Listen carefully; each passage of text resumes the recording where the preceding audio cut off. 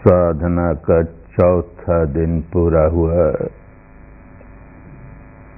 चौथा दिन पूरा हुआ। अब काम करने के लिए 6 दिन और रह गए हैं। बड़ी निष्ठा के साथ और बड़ी समझदारी के साथ काम करना है। आज का ये चौथा दिन बड़े महत्व का दिन। पिछले 3-3.5 दिनों तक जो भी मेहनत करते रहे, परिश्रम करते रहे, वो आज के इस अनुभव के लिए करते रहे, आज की इस साधना के लिए करते रहे। अनेक लोगों ने आज पहली बार अंतर्मुखी होकर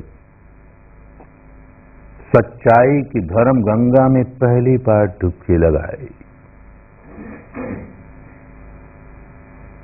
अन्यथा तो मनुष्य स्वभाव जब से जन्मे और आंख खुली तब से बहिर्मुखी ही रहे। कभी अंतर्मुखी नहीं हुए, कभी आत्ममुखी नहीं हुए, स्वमुखी नहीं हुए। आंख बंद करके किसी ने ध्यान करने का कोई उपक्रम कभी किया भी तो क्या किया? मन ही मन किसी शब्द को दोहराता रहा,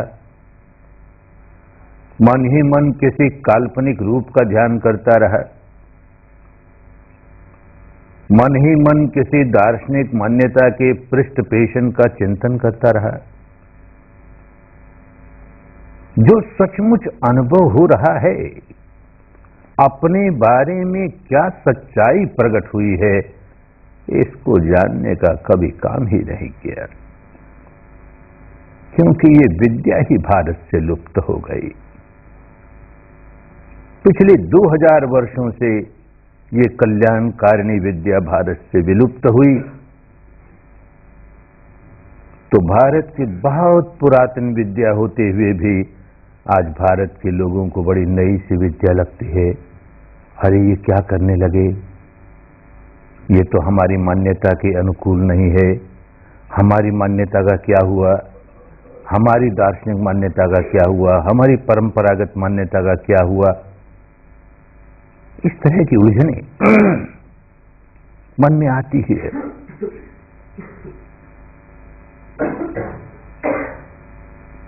बस एक बात समझ लें कि अपनी जितनी दार्शनिक मान्यताएं हैं उनकी निंदा नहीं करें, न तो उनके प्रति इतना चिपकाव कि हम तो उसी को आलंबन बना के ध्यान करेंगे, और न उसके प्रति घृणा, उसको एक ओर रखेंगे। हमारी जो मान्यता है सही है, गलत है, एक ओर रखेंगे। अब तो हमें अपने बारे में जो सच्चाई अनुभूति से प्रकट हो रही है उसको जानना है। 3.5 हाथ की काया के भीतर जानना है। अनुभव द्वारा जो कुछ हो बस उसी को जानेंगे,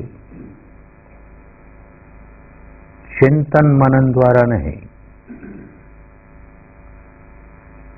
बिना अनुभव के जो चिंतन मनन चलता है वो केवल बौद्धिक प्रक्रिया है।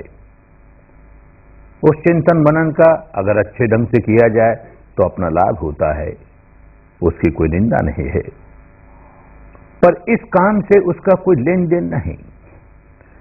यहां तो हर कदम, हर क्षण अनुभूति के स्तर पर चलना है, और अनुभूति वही जो हमारे अपने शरीर पर प्रकट हुई, नहीं तो फिर चिंतन होगा। सबके शरीर में ऐसा होता है, कहीं सुन लिया, उदय होता है, व्यय होता है, उत्पाद होता है, व्यय होता है, और हम लगे चिंतन करने हमारा शरीर भी इसी प्रकार उत्पाद होता है, व्यय होता है, उत्पाद होता है। कुछ नहीं मिलेगा, मिलेगा तो बहुत थोड़ा सा ऊपर के चित्त को सुधारने वाली बात हो जाएगी। अनुभव, इस अनुभव को ही भारत की पुरानी भाषा में वेदन कहते थे। शरीर पर जो अनुभव हो रहा है वो स्वयं वेदन है, अपने द्वारा अनुभव हो रहा है। सुख भी अनुभव हो सकता है, दुख भी अनुभव हो सकता है, अदुख असुख न्यूट्रल अनुभव भी हो सकता है। तो भारत की पुरानी भाषा में जब सुख अनुभव होता था, शरीर पर कोई ऐसा अनुभव हो जो बड़ा अच्छा लगे तो सुख अनुभव हुआ तो उसे सुखद वेदना कहते थे। शरीर पर कुछ ऐसा लगे कि जिससे दुख अनुभव हो तो उसे दुखद वेदना कहते थे, और शरीर पर कुछ ऐसा लगे जो सुखद भी नहीं, जो दुखद भी नहीं, तो उसे अदुख असुख वेदना कहते थे। 2500 वर्षों में जैसे कहा, भाषा बदल जाती है, शब्द बदल जाते हैं, शब्दों के अर्थ बदल जाते हैं। आज तो वेदना शब्द का एक ही अर्थ रह गया भारत की सारी भाषाओं में। वेदना का अर्थ केवल दुख। तो किसी को कहें अपनी सुख वेदना देखो तो वो बेचारा भुचक्का हो कि हमारी ओर देखता है कि सुख वेदना कैसे, वेदना तो दुख होती है, ये सुख वेदना क्या हुई। तो इसलिए वेदना शब्द नहीं इस्तेमाल करते, संवेदना, ताकि उलझे नहीं लोग। समझानी है ना बात।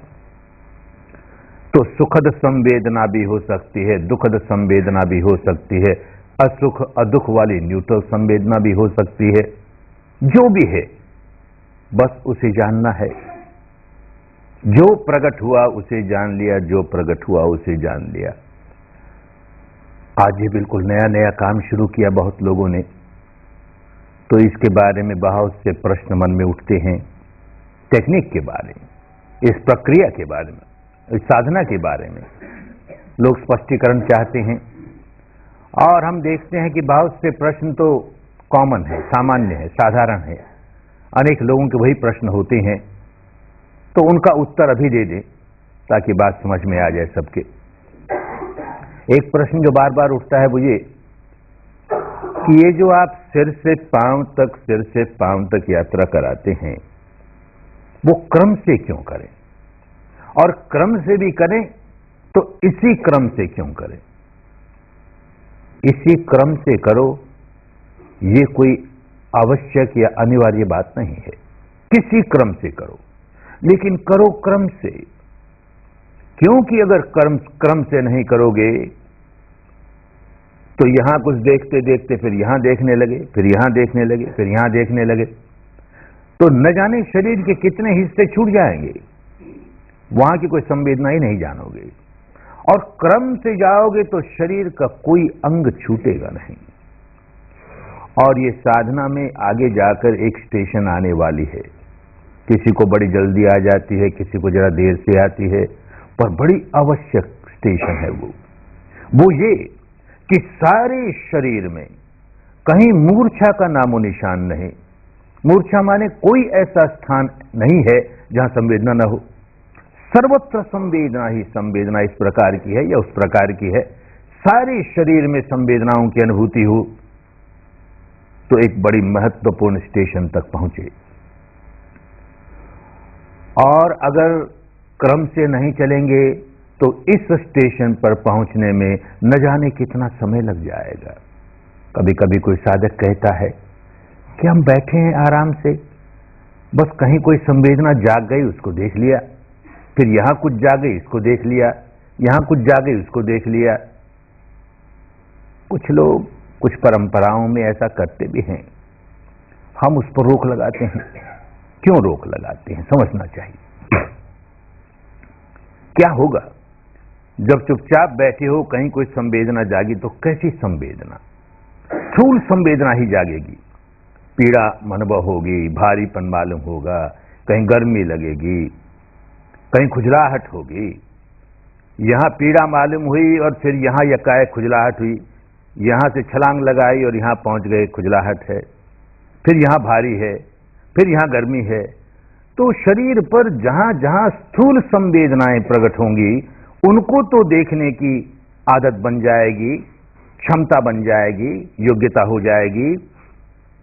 पर भाई शरीर में इससे अधिक सूक्ष्म संवेदनाएं भी हो रही हैं।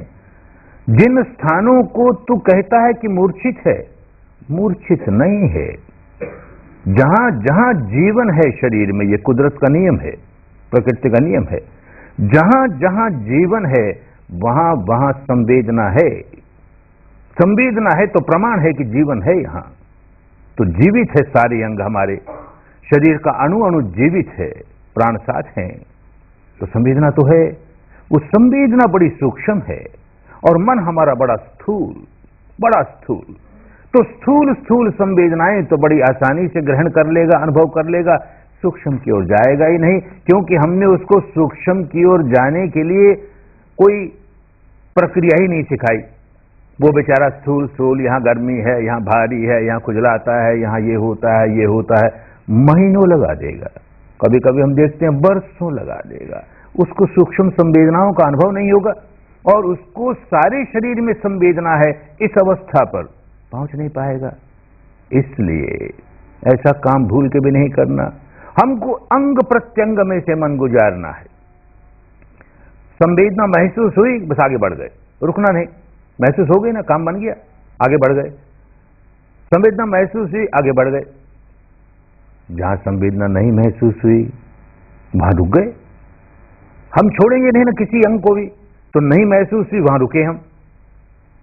ज्यादा देर नहीं, ज्यादा देर रुकेंगे तो मन भागने लगेगा, टिकेगा किस पर, उसको पकड़ने के लिए कुछ नहीं मिल रहा, ज्यादा देर कैसे ठहरेगा। बस 1 मिनट बहुत है, पर 1 मिनट शांत चित्त से रुकें, एकाग्र चित्त से रुकें, और सबसे बड़ी बात समता भरे चित्त से रुकें। नहीं कुछ मालूम हुआ, आगे बढ़ गए। नहीं कुछ मालूम हुआ तो इतना तो कम से कम मालूम करें कि अगर ढका हुआ अंग है तो देख कपड़े का स्पर्श हुआ ना, उसकी भी एक अनुभूति होती है। भले ऊपरी ऊपरी छिछली छिछली अनुभूति है ये, पर अनुभूति तो है ही ना, कपड़े का स्पर्श हो रहा है। खुला अंग है तो ये बाहर के वायुमंडल का स्पर्श हो रहा है। बस इतना ही जान लिया, आगे बढ़ गए। दूसरी बार फिर मिनट भर रुके, अगली बार फिर मिनट भर रुके। यूं शांत चित्त से, समता भरे चित्त से, बड़े धीरज के साथ काम करते जाएंगे तो देखेंगे जहां जहां मूर्छा थी सब जगह की मूर्छा दूर हो गई, सब जगह महसूस होने लगा। ये कपड़े का छूना, हवा का छूना नहीं, उसके शरीर की स्वाभाविक संवेदना प्रकट होने लगी। संवेदना तो थी ही, क्योंकि हम बड़े धीरज के साथ काम करते रहे, समता के साथ काम करते रहे, हमारा मन अधिक सूक्ष्म हो गया, अधिक संवेदनशील हो गया, तो महसूस करने लगा। वही अगर हम मिनट पर रुकते हैं और रुक करके राग जगाते हैं, माने कामना जगाते हैं, अरे यहां मुझे संवेदना मिल जाए, यहां मुझे संवेदना मिल जाए, आधा मिनट हो गया नहीं मिली, पौन मिनट हो गया नहीं, मिल जाए, यूं करता है तो मन की समता खो देता है, मन का संतुलन खो देता है। और मन का संतुलन नहीं हो तो मन बड़ा स्थूल होता है। स्थूल मन वहां पर जो विद्यमान है सूक्ष्म संवेदना, उसको महसूस नहीं कर पाएगा। इसी तरह से द्वेष करेगा, रुका तो है मिनट भर, अरे ये मूर्छा अब तक नहीं गई, देखो दूसरे राउंड में भी नहीं गई, देख तीसरे राउंड में भी नहीं गई, उसके प्रति द्वेष करता है, उस मूर्छा के प्रति द्वेष करता है, फिर अपना संतुलन खोता है, फिर अपनी समता खोता है, फिर बड़ा स्थूल हो गया। स्थूल हो गया तो सूक्ष्म संवेदना कैसे महसूस करेगा। शांत है, बस दृष्टा भाव है, जो है सो है। इस समय संवेदना नहीं है, हम क्या करें। हम तो शांत चित्त से यहां रुके हैं, जो कुछ प्रकट होगा उसको स्वीकार कर लेंगे। यूं अगर समता में रहेंगे, मन का संतुलन बनाए रखेंगे, तो मन अपने आप सूक्ष्म होता जाएगा, अनुभव करना शुरू कर देगा, तो संवेदनाएं महसूस होने लगेगी। यूं बड़ी जल्दी सारी जगह रुकते जहां नहीं है वहां रुकते चलेंगे, तो जहां जहां नहीं है वहां वहां महसूस होने लगेगा, तो हम उस स्टेशन पर जल्दी पहुंच जाएंगे जहां के सारे शरीर के संवेदनाएं अनुभव होने लगे। एक प्रश्न और आता है कि हम यात्रा बड़े क्रम से चल रहे हैं, हमने अपना क्रम बनाया, आपने दिया वो या कोई दूसरा, पर क्रम से चलते हैं बार बार, जिससे कोई अंग छूटे नहीं। आपकी बात समझ में आ गई। लेकिन हम जब क्रम से चलते हैं और चलते चलते एक स्थान पर आए, इतने में किसी दूसरी जगह बड़ी तेज संवेदना हो गई, आगे हो गई, तो छलांग लगा के पहले वहां पहुंच जाएं, या जिसको छोड़ आए थे वहां कोई तेज संवेदना हो गई तो छलांग लगा के पीछे चले जाएं और फिर इसको देख लेंगे कभी नहीं करना, फिर वही आदत पड़ जाएगी। हमेशा स्थूल संवेदनाओं को महत्व देने की आदत पड़ जाएगी। कोई तेज संवेदना आगे आई है या पीछे की ओर आई है, उसे स्वीकार किया, आई है लेकिन अभी नहीं, तेरी बारी नहीं। हम अपना पूरा राउंड करके वहां पहुंचेंगे तब तुझे देखेंगे, पूरा ध्यान तब लगाएंगे। थोड़ी सी जानकारी तो रहेगी ही, लेकिन हम अपनी ओर से उस पर ध्यान नहीं लगाएंगे। हम तो अपने क्रम से जाते चले जाएंगे, नहीं तो इधर इधर इधर, फिर वही छलांग लगाने की आदत होगी और सारे शरीर के संवेदनाओं को देखने का काम धीमा पड़ जाएगा, कमजोर पड़ जाएगा। एक और प्रश्न आता है बार बार कि ये जो सिर से पांव तक चक्कर लगाते हैं तो एक बार में कितनी सी दूर, कितने बड़े स्थान को देखें, कितने बड़े स्थान की संवेदना देखें। अरे भाई, ये बार बार चक्कर लगाते लगाते तो ऐसी अवस्था पर पहुंच जाओगे कि जहां सुई के नोक के बराबर स्थान भी बाकी नहीं बचेगा। सुई के नोक के बराबर स्थान पर भी संवेदना संवेदना संवेदना महसूस होती चली जाएगी, एक एक अणु की संवेदना महसूस होती चली जाएगी। पर प्रारंभ में उस सुई के नोक के बराबर जगह को देखना शुरू करेंगे तो घंटों लग जाएंगे सिर से पांव तक जाने में, मन उबने लगेगा, काम नहीं करेगा। तो इस समय काम करते हुए तो 2 अंगुल 4 अंगुल, 2 अंगुल 4 अंगुल, बस इतनी सी जगह, 2 अंगुल 4 अंगुल, 2 अंगुल 4 अंगुल, इतनी सी जगह देखते हुए आगे बढ़ जाए और धीरे धीरे बार बार का अभ्यास करते करते वो जगह अपने आप छोटी होते होते होते होते सब जगह मालूम होने लगेगा। कभी कभी किसी किसी साधक का मन बड़ा स्थूल होता है, बड़ा चंचल होता है या बड़ा आलसी होता है, तंद्रिल होता है, तो उस बेचारे को कोई संवेदना नहीं मिलती। तो 2-2 4-4 अंगुल में भी उसको संवेदना नहीं मिलती तो जी उबने लगता है। तो ऐसे व्यक्ति के लिए कहते हैं जरा बड़ी जगह ध्यान कर, जैसे सारे सिर में एक साथ और सारे सिर में कहीं भी किसी स्थान पर भी जरा सी संवेदना जागी, आगे बढ़ जा। फिर सारे चेहरे पर एक साथ कहीं भी जरा सी संवेदना जागी, आगे बढ़ जा। फिर सारी भुजा पर, सारे हाथ पर, सारी छाती पर, सारे यूं बड़े बड़े अंगों में चक्कर लगाता हुआ फिर चक्कर लगा और यूं करते करते फिर उस एरिया को, उस स्थान को और छोटा किया और छोटा किया और छोटा किया, यूं करते करते सर्वत्र जाग जाएगी। काम बड़ी धीरज से करना होगा, बड़ी धीरज से। आतुरता होगी कि मुझको जल्दी जाग जाए, सब जगह क्यों नहीं जागते रे, मुझे क्यों नहीं जागती रे, तो फिर राग जागेगा, कामनाएं जागेगी, तृष्णा जागेगी, भले संवेदना के लिए जाग रही हैं, और द्वेष जागेगा, दुर्भावना जागेगी, भले मूर्छा के लिए जाग रही हैं। तो हम जो काम करने आए उससे गलत रास्ते पड़ जाएंगे।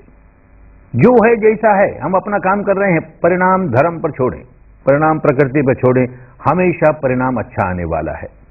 एक प्रश्न और उठता है बार बार, ये जो चक्कर लगाते हैं उसमें कितना समय लगे, सिर से पांव तक एक यात्रा करने में कितना समय लगे, कुछ नहीं कह सकते।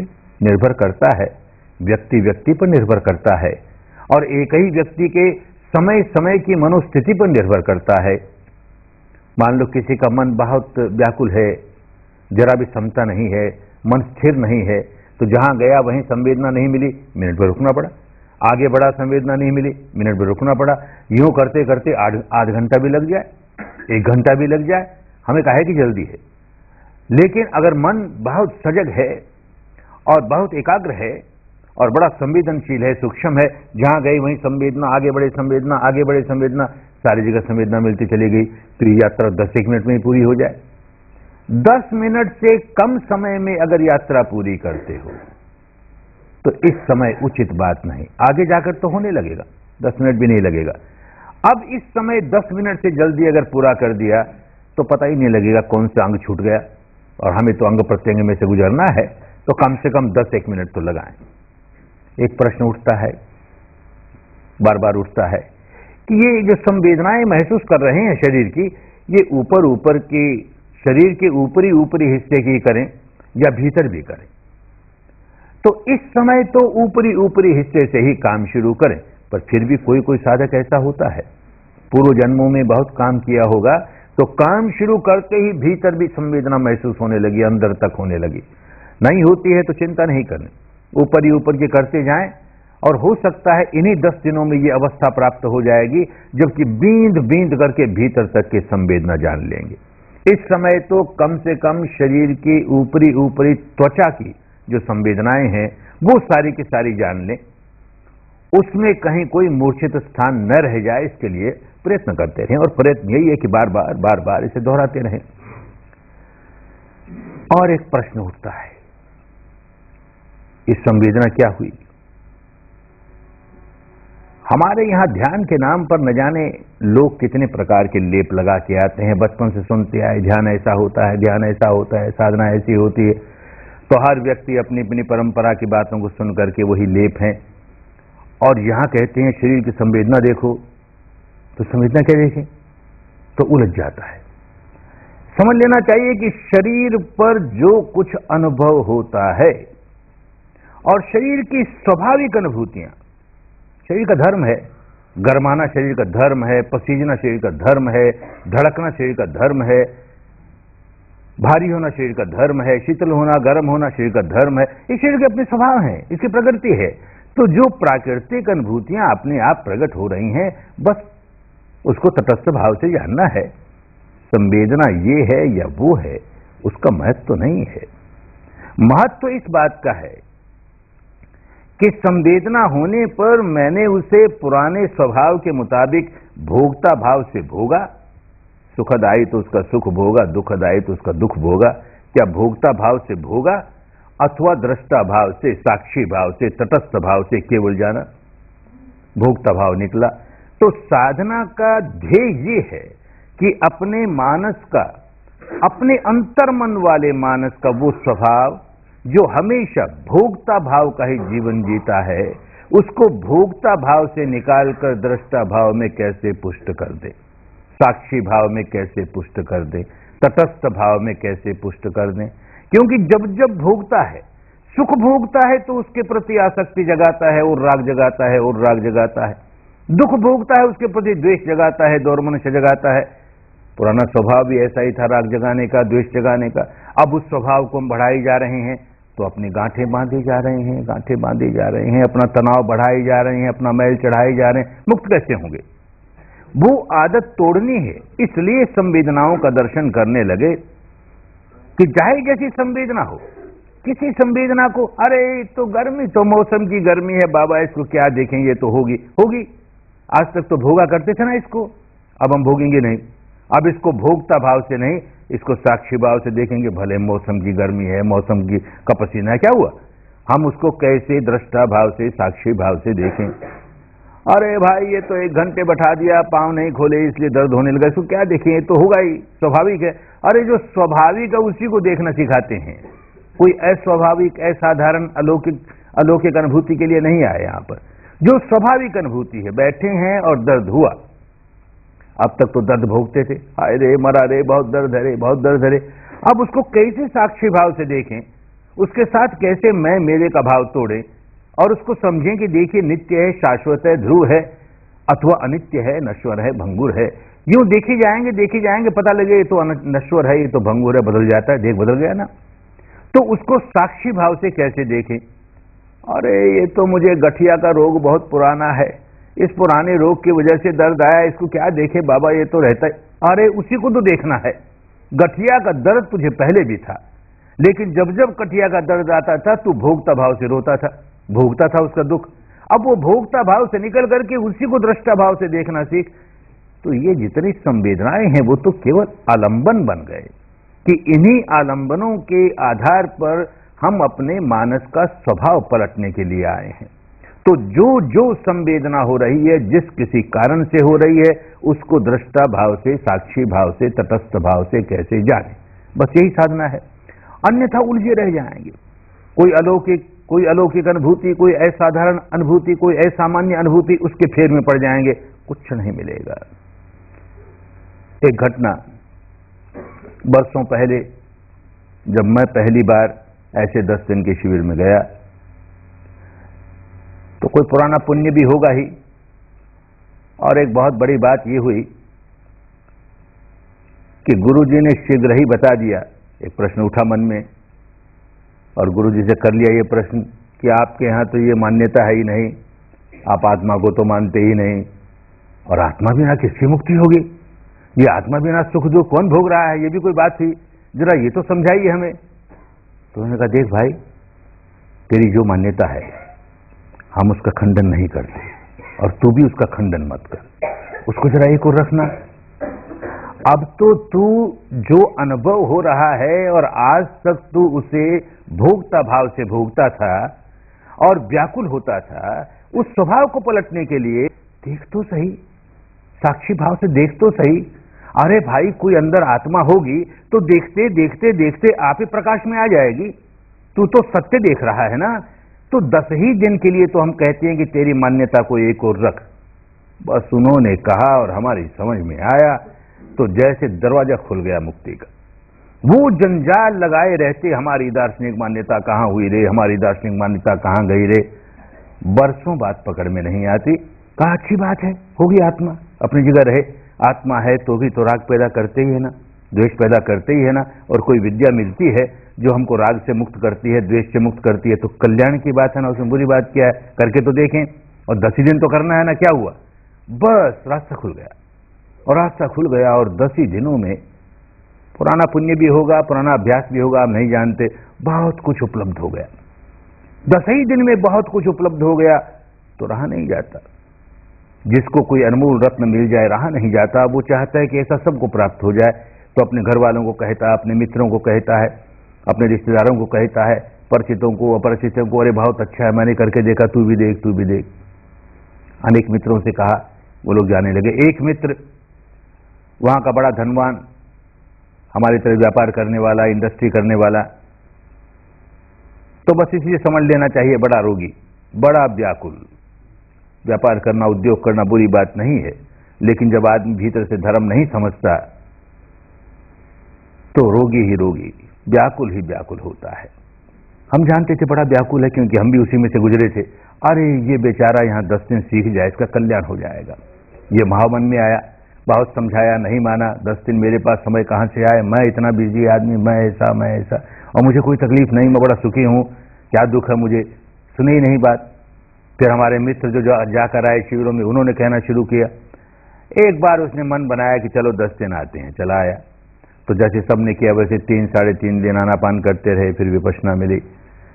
अगले दिन जैसे यहाँ पीछे शून्यागार है, वैसे वहां भी शून्यागार से एक शून्यागार में एक व्यक्ति को बैठा करके गुरु जी उनको जाकर के पूछे, चेक करें क्यों भाई, क्या हुआ, कैसे हुआ।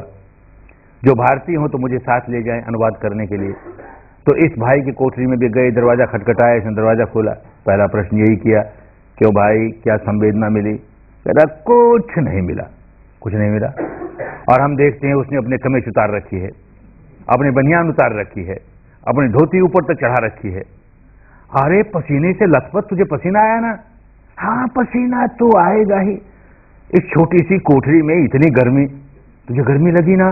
तो गर्मी तो लगेगी, इतनी मौसम है गर्मी की। अरे भाई यही तो देखना है ना, तुझे गर्मी लगी, अब तक तो भोगता था, उसे देखना साक्षी भाव से। पसीना आया, देखना साक्षी भाव से।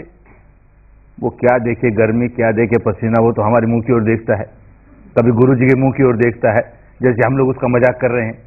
ये भी कोई बात हुई? मैं साधना करने आया, यहाँ पर ध्यान करने आया, गर्मी को देखूं, पसीने को देखूं?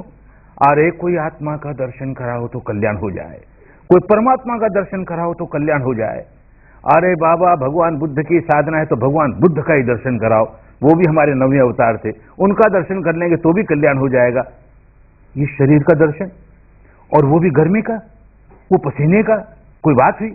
अरे बार बार समझाएं बाबा, तू समझ तो सही, ये साधना इसी प्रकार की है, इससे तेरे मन के विकार निकलेंगे, राग निकलेगा, द्वेष निकलेगा, तू समझ तो सही। कहां समझे? एक एक करके 10 दिन खो दिए। मन में दुख हुआ कि इस कठिनाई से तो इस व्यक्ति को लेकर के आया और कुछ नहीं पल्ले पड़ा उसके, क्योंकि जितनी बार पूछते हैं कहता है कोई खास अनुभव तो नहीं हुआ।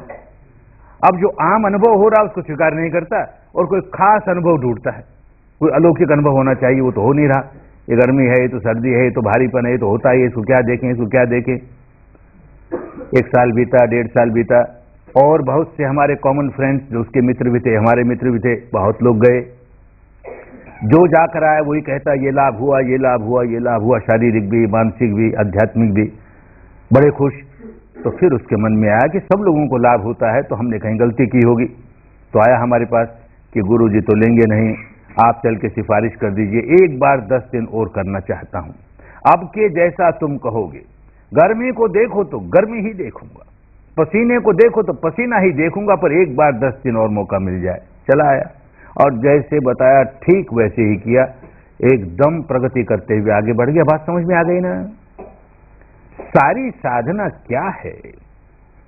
यथाभूत ज्ञान दर्शन। यथाभूत अपने आप जो हुआ, यथाकृत नहीं, हम इसमें कुछ नहीं करेंगे। यथा वांछित नहीं, हम चाहें वैसा हो जाए, यथा वांछित नहीं। यथा कल्पित नहीं, हम कोई कल्पना नहीं करेंगे। यथा संकल्पित नहीं, हम कोई चिंतन मनन नहीं करेंगे। यथाभूत आपो आप, अपने आप जो हुआ हमने उसे तटस्थ भाव से जान लिया। आपो आप जो हुआ हमने तटस्थ भाव से जान लिया। जान लिया, इसी को पुरानी भाषा में कहते थे कि दर्शन हुआ। जैसा है वैसा दर्शन हुआ, माने अनुभव कर लिया। और ज्ञान से जान लिया तो काहे का ज्ञान? बुद्धि का ज्ञान नहीं है, अब अनुभूति का ज्ञान है कि जो अनुभव हुआ उसका स्वभाव क्या है। उत्पन्न होता है, भले कितनी ही पीड़ा क्यों ना आई, उत्पन्न हुई, देर सबेर तो समाप्त हो ही गई ना, जीवन भर तो नहीं रही। उत्पन्न हुई, नष्ट हो गई। गर्मी आई, उत्पन्न हुई, नष्ट हो गई। धड़कन आई, उत्पन्न हुई, नष्ट हो गई। अरे इसका उत्पन्न होना, नष्ट होना इसका स्वभाव है, ये इसका अनित्य स्वभाव है। ये बात अनुभूति से जानते चले जाएंगे तो इसी शरीर के प्रति जो गहरी आसक्ति पैदा कर ली और इसकी वजह से जो राग पैदा करने लगे, जो द्वेष पैदा करने लगे, जहां सुखद अनुभूति हुई राग पैदा किया, दुखद अनुभूति हुई द्वेष पैदा किया, वो स्वभाव पलटने लगेगा ना। अरे वो स्वभाव पलटने का काम करने आए हैं बाबा। हमको ये गर्मी से और सर्दी से और पसीने से लेना देना क्या? हमको तो अपने स्वभाव से लेना देना, अंतर मन की गहराइयों में जो हमारे अंतर मन का स्वभाव हो गया कि जहां सुखद अनुभूति हुई वहीं राग पैदा कर, जहां दुखद अनुभूति हुई वहीं द्वेष पैदा कर, ऐसा उसका स्वभाव हो गया, अंधा स्वभाव हो गया। ऊपर वाला चित्त माने जो हमारी बुद्धि है वो तो खूब समझती है ये शरीर नश्वर है, भंगुर है, अरे ये मैं नहीं, ये मेरा नहीं, ये मेरी आत्मा नहीं, इसके प्रति राग नहीं करना चाहिए, द्वेष नहीं करना चाहिए। और यूं बार बार चिंतन करते करते नश्वर है, भंगुर है, अनित्य है, नश्वर है, भंगुर है, अनित्य है, मैं नहीं, मेरा नहीं, मेरी आत्मा नहीं, ये सारा संसार दुख ही चिंतन चलता है। अच्छा चिंतन है, लेकिन वो चिंतन का लाभ किसको मिलता है? ये ऊपर वाले चित्त को मिल गया, जिसको पश्चिम की भाषा में आजकल कॉन्शियस माइंड कहने लगे। ऊपर ऊपर का चित्त जरा सा, बाकी का भीतर वाला चित्त वो कॉन्शियस माइंड की बात सुनता नहीं, इंटेलेक्ट की बात सुनता नहीं, बुद्धि की बात सुनता नहीं। वो तो अपने स्वभाव का गुलाम है, वो तो हमेशा शरीर के साथ जुड़ा रहता है। तो यही बात कोई महापुरुष देखता है कि इस अंतर मन को सुधारने के लिए शरीर के साथ जो जुड़ा हुआ है वहां तक पहुंच होनी चाहिए। शरीर में कोई संवेदना होती है और ये अंतर मन उसे पहचान लेता है, सुखद कहता है, दुखद कहता है, राग जगाता है, द्वेष जगाता है। वहां हम पहुंचे ही नहीं। राग कहां जगाता है? वहां पहुंचे ही नहीं तो राग निकालेंगे कैसे? राग का स्वभाव कैसे बदलेंगे? द्वेष कहां जगाता है? पहुंचे ही नहीं तो द्वेष को निकालेंगे कैसे? ये काम करने के लिए सारी साधना कर रहे हैं, खूब अच्छी तरह समझ लेना चाहिए। तो संवेदना चाहे जैसी आए, हम उस संवेदना को साक्षी भाव से देख रहे हैं कि हम उसे भोक्ता भाव से भोग रहे हैं। इसको खूब समझते हुए भोक्ता भाव में निकल करके साक्षी भाव, तटस्थ भाव, दृष्टा भाव, उसके प्रति मैं मेरे का भाव नहीं रखते हुए जैसा है वैसा यथाभूत यथाभूत ऐसा उसको देखते हुए चलेंगे तो आगे बढ़ते ही जाएंगे। जो आदमी जितनी जल्दी इस बात को समझ जाएगा वो ठीक से काम करेगा और आगे बढ़ता चला जाएगा। नहीं तो संवेदना तो आई नहीं, संवेदना तो आई नहीं। बहुत बार ऐसे होता है, क्योंकि संवेदना शब्द मानो कोई अनोखी संवेदना होनी चाहिए, अनोखी अनुभूति होनी चाहिए। कल ये सहायक आचार्य प्रश्न करेंगे बुला करके और पूछेंगे क्यों भाई तुम्हें संवेदना मिली? हम चाहते हैं कोई ऐसा उत्तर नहीं दे, पर फिर भी निकल ही आता है एक दो तो ऐसा उत्तर देने वाला, कोई संवेदना नहीं मिली कहेगा कोई। और फिर दूसरा प्रश्न किया जाएगा उससे, कोई संवेदना नहीं मिली तो तुझे घंटा भर बैठाया गया और कहा गया पांव मत बदल, हाथ मत बदल, आंख मत खोल, बैठ पाया आराम से? अरे कहां बैठ पाया? 10 बार बदलना पड़ा। क्या हुआ? पांव में इतनी पीड़ा हुई, पांव में इतनी पीड़ा हुई कि बैठ नहीं पाया घंटे भर, और कहता संवेदना तो ही नहीं। अरे उस पीड़ा से बढ़कर भी कोई संवेदना होगी? इतनी बड़ी पीड़ा हुई और फिर कहता संवेदना नहीं हुई। उसका कारण क्या? कि वो संवेदना कोई अलौकिक अनुभूति को मानता है। ये तो शरीर का स्वभाव, बाबा बैठे हैं तो पीड़ा हुई, इसको क्या देखें? हमें तो संवेदना देखनी है ना, हमें तो संवेदना देखनी है ना। कोई कोई पागल आदमी जब 3 दिन चलता है आनापान का काम, तब भी जब उससे पूछा जाता है कि तुझे यहां पर कोई संवेदना मिली, जब कोई पूछता है यहां संवेदना मिली, तो हाथ से यूं रगड़ता है, कहता नहीं नहीं कोई संवेदना नहीं। तो ये क्या किया, ये तो ऐसी खुजली आई, जरा सी खुजला लिया। खुजली उसके लिए संवेदना ही नहीं। वो कोई बहुत अलौकिक बात ढूंढ रहा है, खुजला रहा है और कहता कोई संवेदना ही नहीं। ऐसा भी कोई आता है, क्या करे बेचारे, अबोध है ना, दया आती है उन पर। ऐसा भी कोई आता है, कहता है गुरु जी आपने जितने नाम लिए ना वो सब मिला, पीड़ा भी आई, भारीपन भी आया, गर्मी भी आई, पसीना भी आया, धड़कन भी हुई, सब मिला, पर संवेदना तो नहीं मिली ना।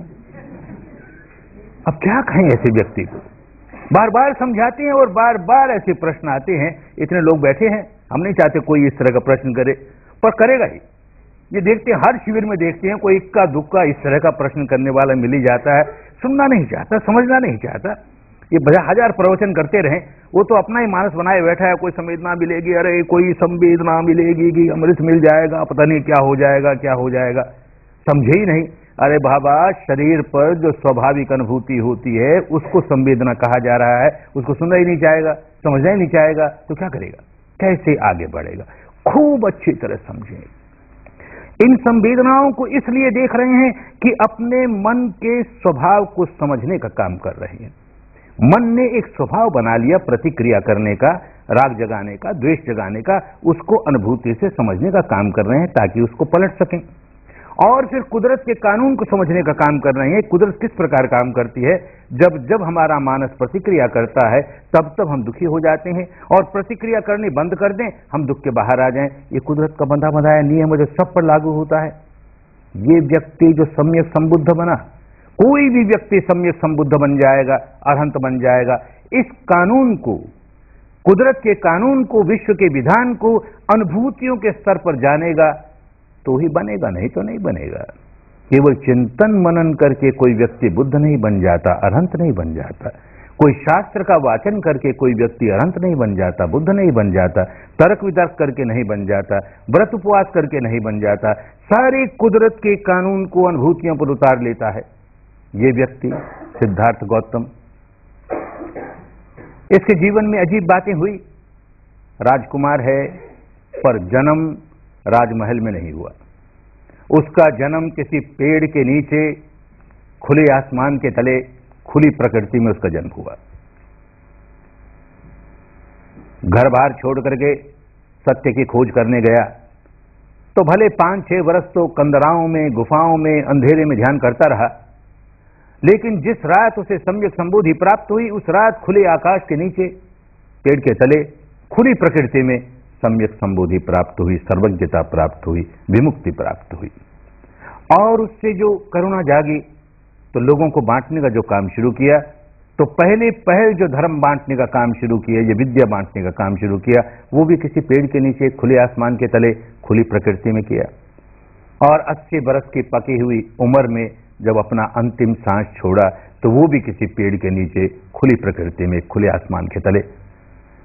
तो जीवन की ये चारों महत्वपूर्ण घटनाएं खुली प्रकृति में हुई। उस व्यक्ति ने बाहर की प्रकृति का खूब अध्ययन किया।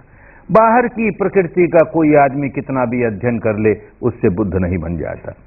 जब अपने भीतर की प्रकृति का अनुभव करने लगा, बाहर की प्रकृति की बातें चिंतन मनन द्वारा समझेगा, केवल बुद्धि के स्तर पर समझेगा, और इस काया के भीतर क्या सच्चाई है इसको अनुभूति से समझेगा। बहुत बड़ा अंतर है दोनों में। अपने भीतर अनुभूति से जानने लगा और उसको जानते जानते मुक्त अवस्था तक पहुंच गया। इसलिए लोगों को यही सिखाया, इस 3.5 हाथ की काया के भीतर क्या अनुभूति होती है।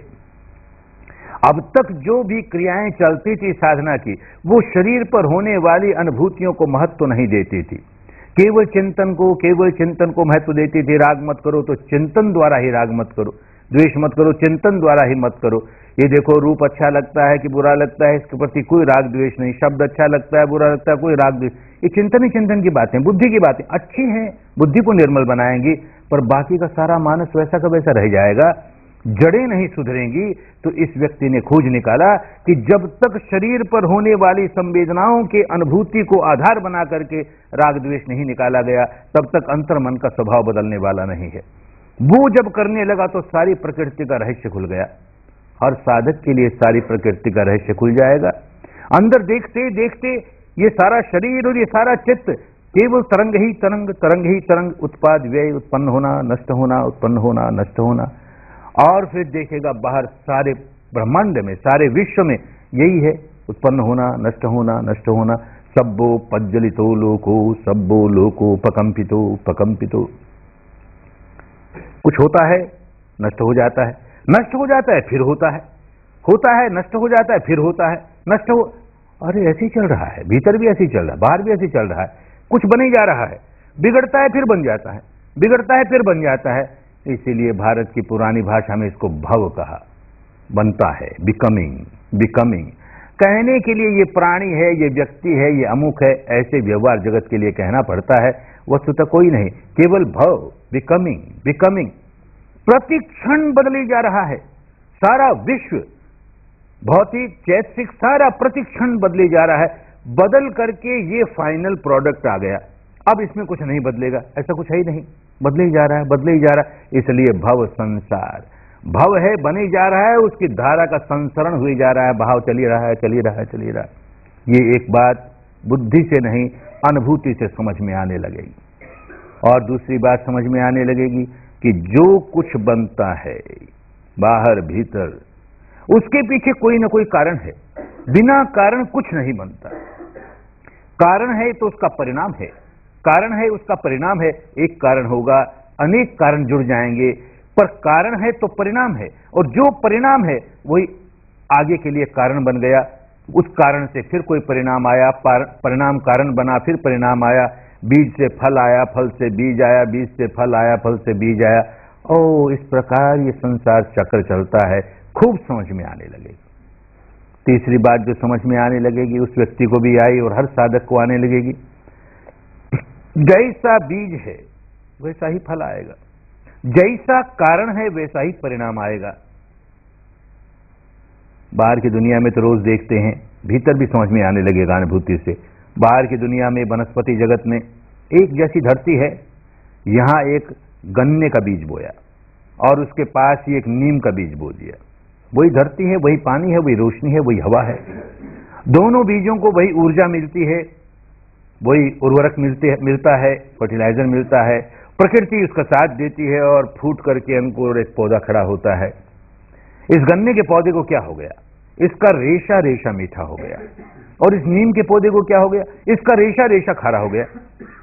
तो भाई, इस प्रकृति को, इस कुदरत को ये क्या सूझी, या यूं कहना चाहें तो इस परमात्मा को, इस अल्लाह मियाँ को, इस परमेश्वर को क्या सूझा कि एक पर तो बड़ी कृपा कर दी, दूसरे पर बड़ा कोप कर दिया। अरे कोई किसी पर कृपा नहीं करता, कोई किसी पर कोप नहीं करता। प्रकृति के बंधे बंधाए नियम हैं। प्रकृति करती क्या है? ये बीज कैसा है, बस उसी का गुण धर्म स्वभाव प्रकट कर देती है। गन्ने का बीज मिठास से भरा हुआ, उसका गुण धर्म स्वभाव मीठा ही मीठा, तो जो कुछ उससे प्रकट होगा उसका रेशा रेशा मीठा हो जाएगा अपने आप। इस नीम का बीज, इसका गुण धर्म स्वभाव खारापन ही खारापन, इससे जो कुछ प्रकट होगा उसके रेशे रेशे में खारापन आ जाएगा। कुदरत का नियम है। उस नीम के पेड़ के सामने जाऊं, 3 बार सिर झुका के नमस्कार करूं, फूल चढ़ाऊं, दीप जलाऊं, नैवेद्य चढ़ाऊं, और फिर 108 बार उसकी फेरी लगाऊं, और फिर बैठ करके हाथ जोड़ करके बड़े कातर कंठ से, बड़े करुण स्वर से प्रार्थना करूं, ए नीम देवता, मुझे मीठे मीठे आम देना, मुझे मीठे मीठे आम देना। सारी जिंदगी रोता रह जाऊंगा। वो नीम मीठा आम देने वाला नहीं, दे ही नहीं सकता। मुझे मीठे आम की बहुत ख्वाहिश है। अरे तो बीज डालते वक्त नीम का क्यों डाला? होशियार रहना चाहिए था ना, आम का ही डालता। मीठे आम का बीज डाले, फिर किसी के सामने डबडबाई आंखों से रोने की जरूरत नहीं। बीज हमने आम का डाला है ना, अपने आप आम आएगा। हमें चिंता करने की जरूरत नहीं, हमें प्रार्थना करने की जरूरत नहीं, हमें रोने की जरूरत नहीं। तो बीज डालते वक्त हम सजग नहीं हैं, और फल आने का समय आता है तो हम पर किसी की कृपा हो जाए, अमुक देवी की, देवता की, ईश्वर की, ब्रह्म की, गुरु महाराज की, किसी की कृपा हो जाए, जब तक आदमी इस उलझन में पड़ा रहता है, भटकता है, व्याकुल ही रहता है, उसको कुदरत का कानून नहीं समझ में आया, कैसे सुधारेगा अपने आप को? जिस दिन जिस व्यक्ति के ये बात समझ में आ गई कि जैसा मेरा कर्म का बीज वैसा ही फल, इसमें कोई दूसरा व्यक्ति न सुधार कर सकता है न बिगाड़ सकता है। मैंने आम का बीज डाला है तो उसका नीम का फल आ जाए, ऐसा कोई कुछ नहीं कर सकता। मैंने नीम का बीज डाला है उसमें आम का फल आ जाए, ऐसा दूसरा कोई कुछ नहीं कर सकता, कितना ही शक्तिशाली क्यों न हो। ये बात जिस व्यक्ति के जितनी जल्दी समझ में आ जाएगी, वो बीज डालते वक्त सजग रहना शुरू कर देगा। कर्म के बीज कैसे, कर्म के बीज कैसे, अन्यथा उलझा रहेगा। भगवान के जीवन काल की एक घटना, एक भाई आया भगवान के पास, रोई जाए रोई जाए। अरे क्या हो गया? रोई जाए। अरे हुआ क्या बता तो। महाराज कल मेरा बूढ़ा बाप मर गया। मर गया मर गया, रोने से तो वापस आने वाला नहीं, क्या मिलेगा रो? महाराज वो तो खूब समझता हूं नहीं आने वाला, पर क्या करूं? मैं तो आपके पास एक विनती लेकर आया, एक प्रार्थना लेकर आया। क्या क्या प्रार्थना लेकर आया? महाराज आप मेरे बाप के लिए कुछ कर दीजिए ना। अरे तेरे बाप के लिए मैं क्या कर दूं रे? महाराज करते हैं ना, बाकी सब लोग कर देते नहीं। देखो छोटे छोटे पंडे पुजारी कोई कर्म कांड करते हैं, वहां दरवाजा खुल जाता है, स्वर्ग का दरवाजा खुल जाता है, एकदम एंट्री वीसा मिल जाता है। आप जैसे महापुरुष आप कोई कर्म कांड करवा देंगे तो एंट्री वीसा ही नहीं मिलेगा, परमानेंट स्टे मिल जाएगा, ग्रीन कार्ड मिल जाएगा। कुछ तो कीजिए महाराज हमारे बाप के लिए। देखा भगवान ने ये भावावेश में है, इसको हजार समझाओ इसकी बुद्धि काम नहीं करेगी, कुछ नहीं समझेगा। तो उनके समझाने के अलग अलग तरीके होते थे। तो कहा जा भाई बाजार से 2 मट्टी की हंडियां ले आ। बड़ा खुश हुआ, भगवान को कर्म कांड कराएंगे। 2 मट्टी की हंडियां ले आया। कहा एक में घी भर लिया। कहा दूसरे में कंकर पत्थर भर लिया। दोनों का मुंह बंद करके सील कर दिया, अच्छी तरह कर दिया। अब देखिए तालाब है ना, इसमें दोनों को रख। दोनों अपने वजन से नीचे चले गए, पैंदे में बैठ गए। अब कहा एक मोटा सा डंडा ला, मार दोनों को, तोड़ दे। बड़ा खुश हुआ, भगवान कैसा कर्मकांड कराते हैं। भारत तो भारत है, अतियों का देश है।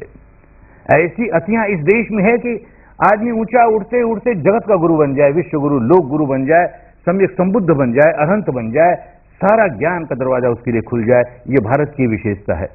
और ऐसा अंधकार भी है कि जहां आदमी अपनी सामान्य बुद्धि का भी इस्तेमाल न करे, ऐसे अंधकार में पड़ा रहे। दोनों बातें भारत में एक साथ चलती हैं। तो जैसे उन दिनों वैसे आज भी चलता है। किसी का माँ या बाप मर जाए तो बेटा उसके शरीर को शमशान भूमि में ले जाकर के चिता पर रखता है, आग लगाता है, शरीर जलने लगता है, आधा सा जल जाता है, तो एक मोटा सा डंडा लेकर के उसके कपाल क्रिया करता है, उसका सिर तोड़ता है।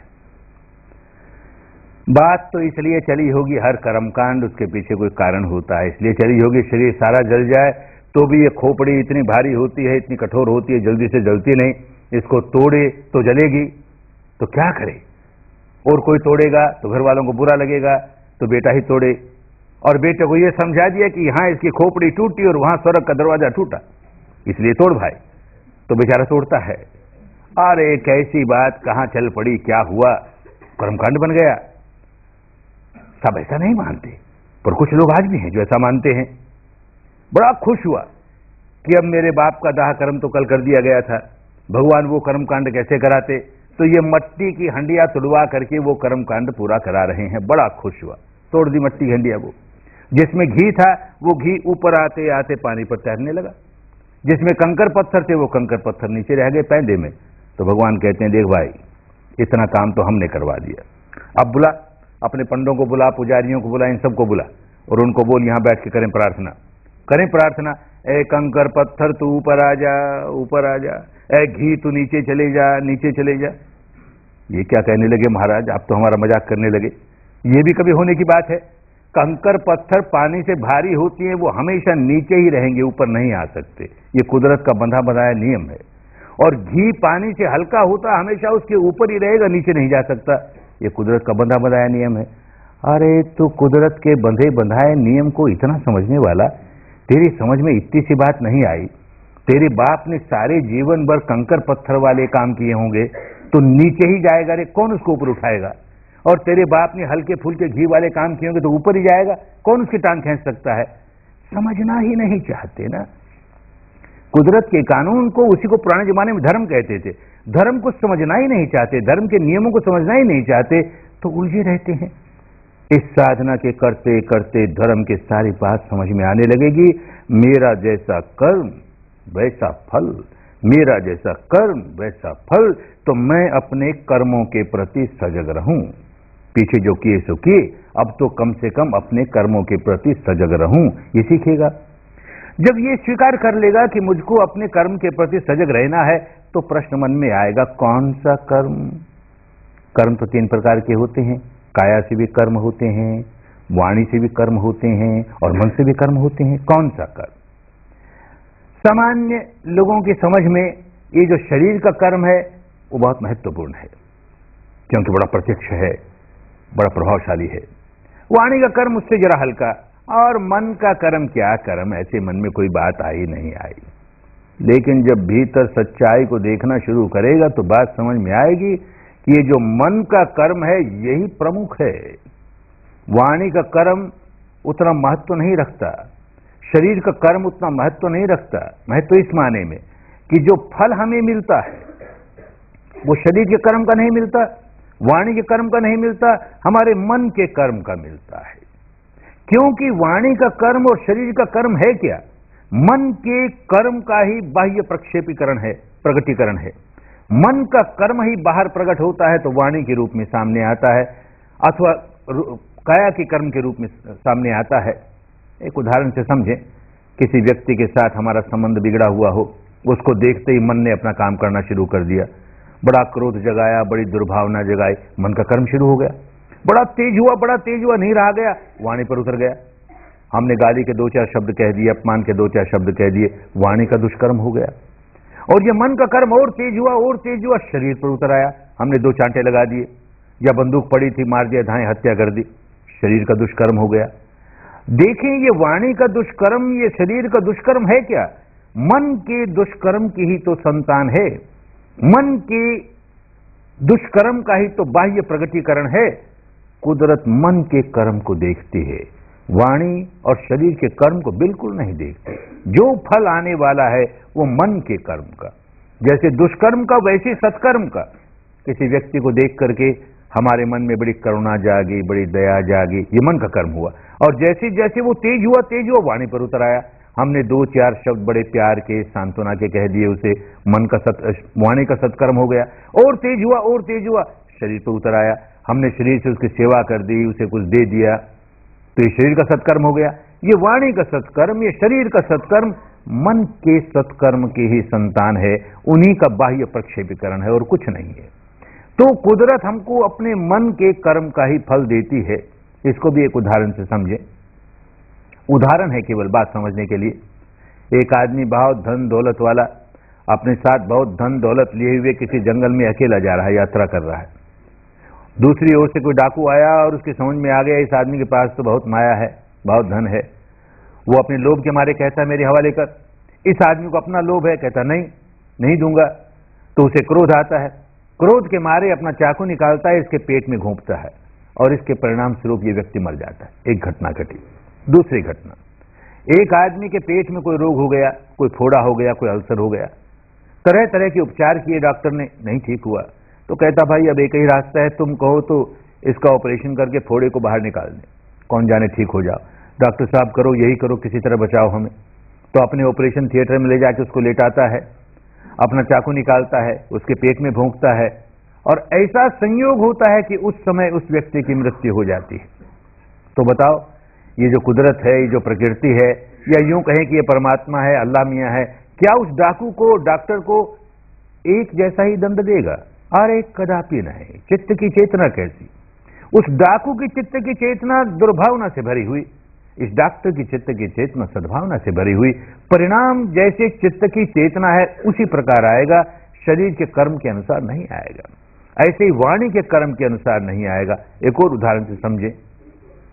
किसी व्यक्ति के साथ हमारे 36 के संबंध हैं, एक दूसरे के साथ बड़ा द्रोह है। उसको देखते ही मन ने काम करना शुरू किया, बड़ा द्वेष जगाया, बड़ा द्रोह जगाया, और फिर गुस्से के मारे गाली निकाल दी, वाणी से दुष्कर्म किया, सुअर पाजी गधा। एक घटना घटी। दूसरी घटना, मेरा अपना ही पुत्र कहीं कीचड़ में धूल में खेल करके आया, सारे कपड़े मैले करके आया, गंदे करके आया, उसे देख के कहता हूं सुअर पाजी गधा। दोनों ही अवस्था में वाणी से वही कर्म किया, सुअर पाजी गधा कहा। पहली अवस्था में कितना द्वेष, कितनी दुर्भावना, और दूसरी अवस्था में कितना स्नेह, कितना वात्सल्य। अरे प्रकृति उसको देखती है, चित्त की चेतना कैसी है, ठीक उसी प्रकार बीज वो है, चित्त की जैसी चेतना है वो बीज है, उसी के मुताबिक फल आएगा। इसलिए मन प्रधान है। जो व्यक्ति सम्यक संबुद्ध बन जाएगा, अरहंत बन जाएगा, वो इस बात को खूब समझ लेगा कि मन ही प्रमुख है, मन ही प्रधान है। और इसी अनुभव को जान करके ये घोषणा करेगा, मनोपभंगमा धम्मा मनोसेठा मनोमया मनोमया मनोपभंगमा धम्मा। जो कुछ उत्पन्न होता है उसके पहले मन उत्पन्न होता है। इसलिए मन ही प्रमुख है, मनोसेठा, मन ही श्रेष्ठ है, मन ही प्रमुख है, मन ही प्रधान है, मनोमया मनोमया। सारे जीवन भर हमको जो अनुभव हो रहा है बाहर भीतर, वो सारा हमारे मन के कर्मों का परिणाम है, इसलिए मनोमय है, मनोमय है। और फिर समझाते हैं, अपने अनुभव की बात कह रहे हैं, मन सच्चे पद ठेने भासती वा करोति वा। प्रदुष्ट मन से, मैले मन से कोई वाणी का काम करता है कि शरीर का काम करता है, क्योंकि आधार मैला है, मन मैला है, तो क्या होता है, तत्तो दुख मन रेती चकंग तो पदंग। उसके पीछे दुख यूं लग जाएगा जैसे बैलगाड़ी से जुते हुए बैल के पीछे उस बैलगाड़ी का चक्का लग गया। जुता है ना उस बैलगाड़ी पर, जहां भागे बैलगाड़ी का चक्का पीछे है, बैलगाड़ी का चक्का पीछे है। अरे मैले मन से कोई दुष्कर्म कर दे, फिर इस देश में जाए कि उस देश में जाए, यहां जन्म ले कि वहां जन्म ले, जहां जाएगा दुख पीछे पीछे पीछे चलता ही जाएगा, चलता ही जाएगा। ये प्रकृति का बंधा बंधा है नियम। ऐसे ही मन सच्चे पसन्नेन भासति वा करोति वा। निर्मल चित्त से, निर्मल चित्त से, उजले चित्त से कोई काम वाणी का कर दे कि शरीर का कर दे, तो क्या होगा, तत्तो सुख मन वेति छाया वयन पायनी। ऐसे सुख लग जाएगा जैसे हमारे पीछे छाया लग जाती है, जहां जाए छाया साथ है, जहां जाए छाया साथ है। नियम है प्रकृति का कि हम जो जो कर्म करते हैं अपने मन की चेतना से जैसा कर्म करते हैं उसका बीज साथ लिए चल रहे हैं, तो उसका परिणाम भी साथ ही आ रहा है। एक और ज्यादा इस बात को गहराई से समझाया गया, इद्ध तपति पेच तपति पापकारी उभयथ तपति। इद्ध नंदति पेच नंदति कत पुण्यो उभयथ नंदति। ये प्रकृति का सारा कानून अनुभूतियों से जाना हुआ, हर व्यक्ति ऐसी अनुभूतियों से जानने लगेगा। इध तपति पेच तपति पापकारी। पापकारी कौन, कौन पाप का काम करने वाला, जो मन को मैला करके शरीर और वाणी से कोई काम करता है वही पापकारी। मन को मैला करके जैसे ही कोई काम करेगा, क्रोध जगा के करे, द्वेष जगा के करे, दुर्भावना जगा के करे, तो देखेगा, विपश्यना करने लगेगा तो खूब देखेगा। विपश्यना नहीं करता है, केवल चिंतन मनन करता है, उसको नहीं समझ में आएगी बात। जो संवेदनाओं के आधार पर विपश्यना करने लगा खूब समझ में आएगा। जैसे ही मन को मैला किया तपने लगा, बड़ा संतापित हुआ, बड़ी जलन हुई भीतर। ये जलन का बीज डाला ना, जलन का बीज आगे हमारे लिए जलन ही लाएगा, इसका फल आएगा और बड़ी जलन। ये नरक की जलन का बीज डाला, आगे नरक की ज्वाला ही आने वाली है। आगे की बात समझ में आवे ना आवे, इस जीवन की बात समझ में आएगी कि जब जब बाहर अनचाही घटना हुई तब मैंने ये द्वेष का बीज डाला और इस अंतर मन की गहराइयों में डाला जहां हमने कभी देखा भी नहीं था क्या हो रहा है। तो उसका जो स्वभाव है, अंतर मन का जो स्वभाव है कि अनचाही होने पर इस तरह के तपन वाला बीज डाल, तो इसके स्वभाव को और पुष्ट किया मैंने। फिर अनचाही बात हुई, फिर वैसा बीज डाला और स्वभाव पुष्ट हुआ। फिर ऐसा अनचाही बात हुई, फिर बीज डाला, तो अब भी हम तपने लगे। बार बार वैसा बीज डालते हुए तपते चले जाएंगे। इस जीवन में पता लगेगा कितने संतापित होते हैं, कितने व्याकुल होते हैं। ऐसे मन को निर्मल करके जब कोई काम करता है शरीर का या वाणी का, तो देखिएगा भीतर बड़ी शांति मालूम होती है, क्योंकि मैत्री जागती है, करुणा जागती है, सद्भावना जागती है, बहुत शांति मालूम होती है। बीज डालते वक्त शांति मालूम होती है, तो इस बीज का स्वभाव, शांति का स्वभाव, ये अपना फल शांति ही लाएगा। और ये स्वभाव, ऐसा बीज डालने का स्वभाव बार बार पुष्ट हुए जा रहा है, पुष्ट हुए जा रहा है। हमारे लिए आगे भी सुख ही सुख, सुख ही सुख, इधर नंदति पेच नंदति, हर जगह आनंद ही आनंद, आनंद ही आनंद। ये कुदरत का नियम है, इसके बीच में कोई बाधा नहीं डाल सकता। इस कुदरत के नियम को जो आदमी जितनी जल्दी समझ जाए, उसके अनुसार अपना जीवन ढालने लगे, कल्याण हो जाए।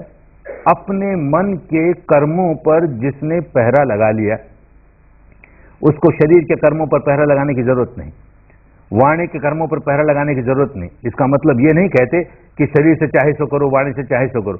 मन पर पहरा लगा लिया तो अपने आप शरीर से कोई ऐसा काम नहीं होगा जो कि अपने लिए भी हानिकारक हो, औरों के लिए भी हानिकारक हो। मन पर पहरा लगा लिया तो वाणी से कोई ऐसा काम नहीं होगा जो अपने लिए हानिकारक हो, औरों के लिए हानिकारक हो, होगा ही नहीं। हमने जड़ों को सुधार लिया ना। जो व्यक्ति अपनी जड़ों को सुधार दिया, उसका सारा पेट ठीक हो गया, स्वस्थ हो गया। जिसकी जड़ें अभी रोगी है, उसका पेट रोगी ही रहेगा, कैसे नहीं रोगा होगा। इसलिए जड़ों को सुधारने के लिए हमारे मन की जड़ें शरीर की संवेदना के साथ जुड़ी हुई, रात दिन, जिसको हम अंतर मन कहते हैं, वो रात दिन शरीर के संवेदनाओं के साथ जुड़ा है।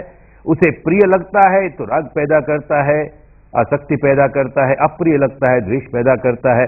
ये राग रंजित रहना, द्वेष दूषित रहना, राग रंजित रहना, ये उसका स्वभाव हो गया। हमें वो स्वभाव तोड़ना है, इसलिए सारा काम कर रहे हैं।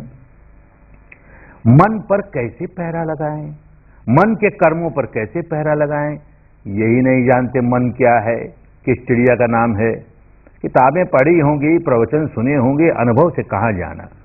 ये साधना ये काम करवाएगी।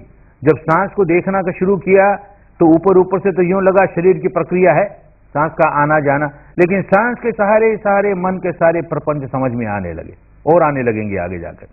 ऐसे ही शरीर पर गर्मी है, सर्दी है, धड़कन है वगैरह, ये ऊपर ऊपर से यूं लगेगा ये तो शरीर का प्रपंच है, इसका मन से क्या संबंध। आगे बढ़ेंगे तो खूब मालूम होगा इसका मन से बहुत गहरा संबंध है और मन के विकारों से बहुत गहरा संबंध है। ऐसा खूब समझ में आने लगेगा। जो व्यक्ति सम्यक संबुद्ध होता है, इसी सच्चाई को अपनी ओर, ये शरीर और ये चित्त, अरे बाहर के आलंबनों को छोड़ो भाई, बाहर के आलंबनों से भीतर क्या होने लगा वो काम की बात, सुधारना इसको है। तो शरीर और चित्त का प्रपंच कैसे काम कर रहा है उसको देखते देखते देखते, ये जो भौतिक शरीर है उसका विभाजन विघटन, विभाजन विघटन, विश्लेषण करते करते करते उस अवस्था पर पहुंच गया कि जहां नन्हे से नन्हा परमाणु उत्पन्न होता है, नष्ट होता है, उत्पन्न होता है, नष्ट होता है। ऐसे ही चित्त का, चित्त वृत्तियों का विघटन विश्लेषण करते करते करते उस अवस्था पर पहुंच गया जहां देखता है कि कोई 121 प्रकार के चित्त होते हैं, 52 प्रकार की चित्त वृत्तियां होती हैं। इस क्षण ये चित्त जागा, कौन सी चित्त वृत्ति के साथ जागा, ये चित्त जागा, कौन सी चित्त वृत्ति के साथ जागा, ऐसे टुकड़े कर करके देख लेगा, जैसे सारे परमाणुओं के टुकड़े कर करके देख लेगा। बहुत ऊंची अवस्था है, बहुत समय लगेगा अभी उसमें जाना भी नहीं चाहिए, उसके नाम भी गिनने नहीं चाहिए। 121 कौन है, 52 कौन है, क्या मिलेगा उसमें। कोई स्कूल की या कॉलेज की परीक्षा थोड़ी देनी है कि उसको याद करने और जवाब दे दे। अरे हमको अनुभव करना है। अनुभव करने के लिए पहले मानस के 4 मोटे मोटे खंड, हमारी चेतना के 4 मोटे मोटे खंड जो कि हमारी अनुभूति पर उतरना शुरू हो जाएंगे, उनको तो समझें और उनको अनुभूति पर उतारें। क्या मोटे मोटे खंड हैं मानस के। एक मानस का मोटा खंड, जिसे उन दिनों की भाषा में विज्ञान कहते थे, आज तो विज्ञान साइंस को कहने लगे। उन दिनों की भाषा में विज्ञान माने कॉन्शियसनेस, माने मानस का वो हिस्सा जो जानने का काम करता है। ये हमारी 5 इंद्रियां हैं, आंख है, नाक है, कान है, जीभ है, त्वचा है, 5 निर्जीव हैं, कुछ काम नहीं कर सकते जब तक ये विज्ञान साथ न लग जाए। आंख का विज्ञान आंख के साथ लगेगा तो कुछ दिखेगा, कान का विज्ञान कान के साथ लगेगा तो कुछ सुनेगा, नाक का विज्ञान नाक के साथ लगेगा तो कुछ सूंघेगा, जीभ का विज्ञान जीभ के साथ लगेगा तो कुछ चखेगा, त्वचा का विज्ञान त्वचा के साथ लगेगा तो कुछ स्पर्श महसूस होगा। तो ये विज्ञान जो जानने का काम करता है, मानो कान में आवाज आई तो ये इतना ही जानेगा कुछ खटपट हुआ कान पर, कोई आवाज आई। इतने में मानस का दूसरा खंड, दूसरा हिस्सा अपना सिर उठाएगा। उन दिनों की भाषा में उसे संज्ञा कहा, इंटेलेक्ट कहें, बुद्धि कहें। उसका काम पहचानना है। अब तक के जितने अनुभव हैं, अब तक की जो याददाश्त है उसके पास, उसके बल पर पहचानता है ये शब्द तो आया, कैसा शब्द है, गाली का है, प्रशंसा का है, यूं पहचानता है उसे। और पहचान के नहीं रह जाता, मूल्यांकन करता है। गाली का है, बहुत बुरा है, प्रशंसा का है, बहुत अच्छा है। ऐसे ही रूप आया तो अच्छा है, बुरा है, गंध आई अच्छी है, बुरी है, रस आया अच्छा है, बुरा है, स्पर्श हुआ अच्छा है, बुरा है। और एक इंद्रिय और है, मन की भी अपनी इंद्रिय है, उसमें चिंतन चलता है। तो चिंतन आया वो अच्छा है, बुरा है, अच्छा है, बुरा है, यूं मूल्यांकन करता है, पहचानता है, मूल्यांकन करता है। इतने में मानस का तीसरा खंड अपना सिर उठाएगा। उसे उन दिनों की भाषा में वेदना कहा, आज हम संवेदना कहते हैं।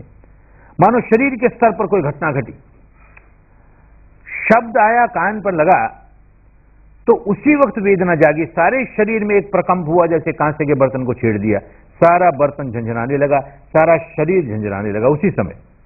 लेकिन जैसे ही संज्ञा ने कह दिया कि ये शब्द तो गाली का है रे, बहुत बुरा है, तो देखिएगा वो जो झंझनाहट हुई सारे शरीर में, ये अवस्था आगे जाकर देरी से आएगी, लेकिन ऐसा होने वाला है।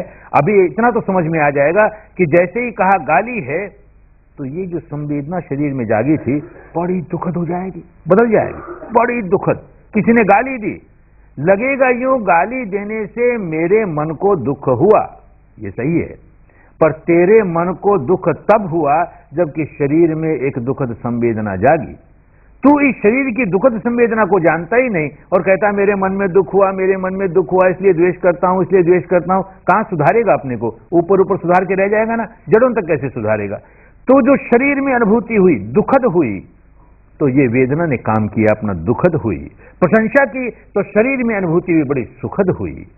ये जो तरंगें सुखद चली कि दुखद चली, ये उस तीसरे हिस्से का काम, वेदना का। इतने में मानस का चौथा हिस्सा अपना काम करना शुरू करता है। उसे भारत की पुरानी भाषा में कहा संस्कार। संस्कार उसका काम प्रतिक्रिया करना। शब्द आया, जानने वाले ने जाना, शब्द आया, पहचानने वाले ने पहचाना। गाली का शब्द है और संवेदनशील होने वाले ने संवेदनशील किया, संवेदनशील हुआ, ये बहुत अप्रिय है, दुखद है। इतने में चौथा कहता नहीं चाहिए, ये नहीं चाहिए, दुखद लगाना नहीं चाहिए, नहीं चाहिए, तो द्वेष पैदा करता है। ऊपर ऊपर से यूं लगेगा द्वेष किसके प्रति पैदा करता है? गाली के प्रति करता है। गाली नहीं अच्छी लगी, ये तो विपश्यना नहीं करने वाले की बात है। विपश्यना करने लगा कि गहराइयों तक, ये 10 दिनों में उस अवस्था पर पहुंच जाए, अच्छी बात है, समय लगता है। गहराइयों तक जाएगा तो साफ मालूम होगा कि मैंने जो द्वेष पैदा किया वो दुखद संवेदना के प्रति किया, गाली के प्रति नहीं। गाली आने के बाद शरीर में दुखद संवेदना हुई और तब मन में द्वेष जागा, नहीं चाहिए, नहीं चाहिए, नहीं चाहिए। ऐसे ही प्रशंसा हुई और उसकी वजह से जो उसका मूल्यांकन हुआ कि बहुत अच्छा है और एक सुखद संवेदना हुई, तब राग जागा, चाहिए चाहिए चाहिए करने लगा मन। इन संवेदनाओं को जाने बिना हम कैसे जानेंगे कि हमने कर्म संस्कार कहां बनाया? हमारा हर कर्म संस्कार संवेदनाओं के आधार पर होता है। इसलिए ये साधना कर रहे हैं कि हम अपने शरीर की संवेदनाओं को बराबर जानते रहें और हम क्या प्रतिक्रिया कर रहे हैं, कैसा कर्म संस्कार बना रहे हैं, राग का बना रहे हैं, द्वेष का बना रहे हैं, राग का बना रहे हैं, उसके प्रति सजग रहें। सजग रहेंगे तो स्वभाव पलटना शुरू हो जाएगा। हम जाने ही नहीं कहां बना। सांप ने कब बांबी में से मुंह निकाला हमें पता नहीं, बाहर निकलाया, फण उठा दिया, तो हम देखते हैं सांप है, तो खतरनाक हो गया।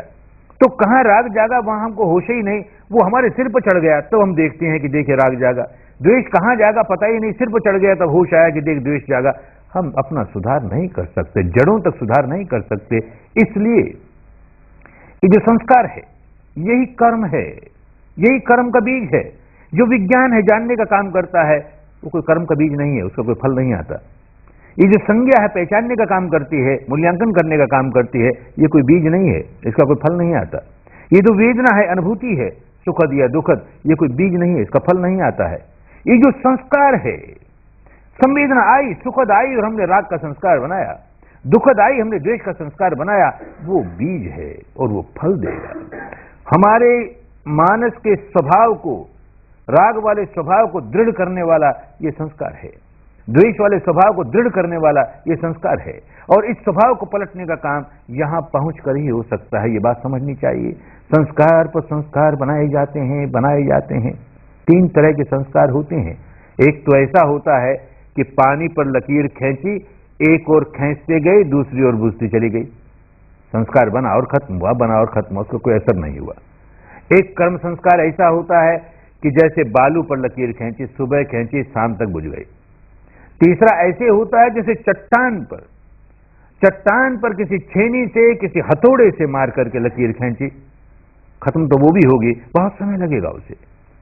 तो जो संस्कार इतना गहरा है, ऐसा कर्म संस्कार जो इतना गहरा है पत्थर की लकीर की तरह, वो हमें नया भाव देने वाला, नया जन्म देने वाला, इतना गहरा है। इतना गहरे संस्कार भी न जाने कितने बनाते रहते हैं।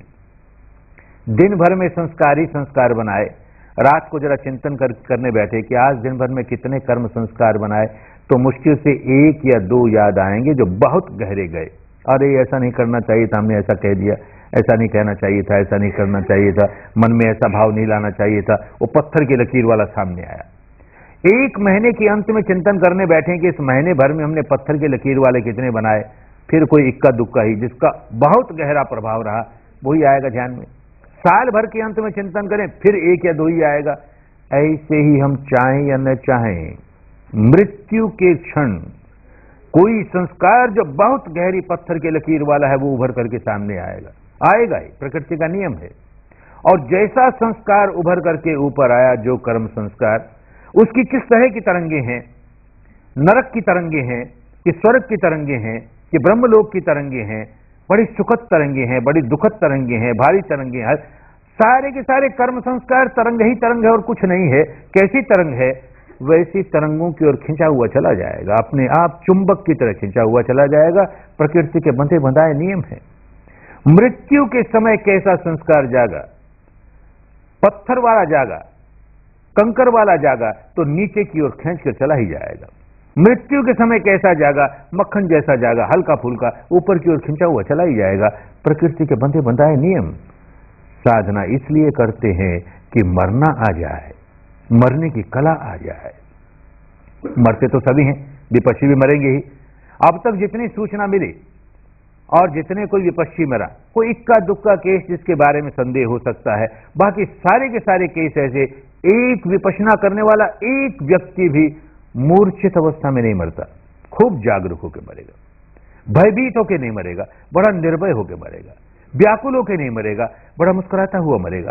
अरे काहे की व्याकुलता, काहे का भय? प्रमोशन हो रहा है ना, डिमोशन होवे तो रोवे, प्रमोशन हो रहा है, काहे रोएगा? जागरूक रहेगा और साफ मालूम होगा, देख प्रमोशन हो रहा है, प्रमोशन हो रहा है, क्या जागा है इस समय, क्या जागा, उसको देख रहा है, जो जागा उसे देख रहा है। तो ये कब होगा कि जब जीने की कला आ जाएगी।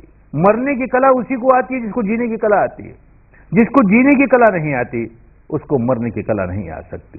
जो ठीक से जीना नहीं जाने, प्रतिक्षण भीतर ही भीतर राग जगाए, द्वेष जगाए, संवेदना आ रही है, राग जगा रहा है, संवेदना आ रही है, द्वेष जगा रहा है। अरे मृत्यु के समय तो और तेज संवेदना ही आने वाली है, और उसमें तो राग जगाएगा, द्वेष जगाएगा, कुछ भी जगाएगा, तो नीचे की ओर खींचा चला जाएगा ना, कैसे बाहर निकलेगा? कुदरत के नियम को, प्रकृति के विधान को, निसर्ग के नियमों को खूब अच्छी तरह समझ करके अपने आप को, अपने स्वभाव को बदलते बदलते बदलते ऐसी अवस्था पर ले जाएगा कि मृत्यु सुधर जाएगी। इस जीवन का अंतिम क्षण अगले जीवन के प्रथम क्षण का जनक है। अगले जन्म का प्रथम क्षण इस जन्म के अंतिम क्षण की संतान है। जैसा बाप वैसा बेटा, वही गुण धर्म स्वभाव लेके जन्मेगा। तो कैसे अपना लोक भी सुधरे, अपना परलोक भी सुधरे, इसी के लिए विपश्यना कर रहे हैं। केवल परलोक सुधरेगा, लोक में कोई फर्क नहीं पड़ेगा तो समझो विपश्यना नहीं है, फिर कोई धोखा है, कोई कर्मकांड में लग गए। सुधार यही होना चाहिए और होने ही लगेगा। देखते देखते सुधार होता चला जाएगा, सुधार होता चला जाएगा। 2 काम करने लगे इन संवेदनाओं को देखते देखते। एक बड़ा काम तो ये करने लगे कि जिसको पश्चिम की भाषा में कहते हैं conscious mind, half conscious mind, unconscious mind. Bharat के मनीषियों ने ये शब्द नहीं इस्तेमाल किए क्योंकि अनकॉन्शियस कुछ नहीं होता, सब कॉन्शियस है।